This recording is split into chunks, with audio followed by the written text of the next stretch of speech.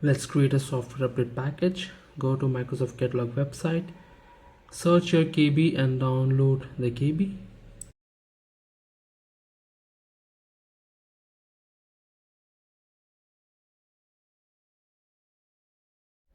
Once it is installed, the first thing you need to do is rename the KB with the only KB name that you want to create.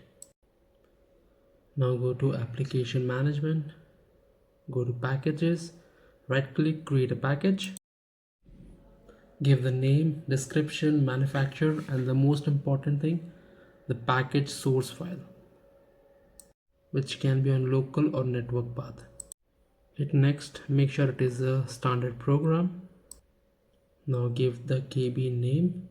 In the command line, enter the same command. Because it is a software update, it is a bit different, starting with WUSA. I have pasted it below for you. Just replace the KB and make sure in the program can run command you need to select whether a user is logged in or not. Also, we have put /quiet, which is silent installation, and /no restart, so no reboot happen after the command line is executed. Hit on next, and your program should be installed successfully. Once your program is installed, the first thing you need to do is go to the packages, right click, distribute your content, and your package is ready to use. Thank you.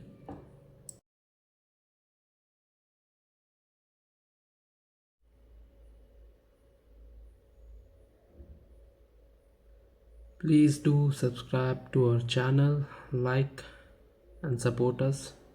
Thank you.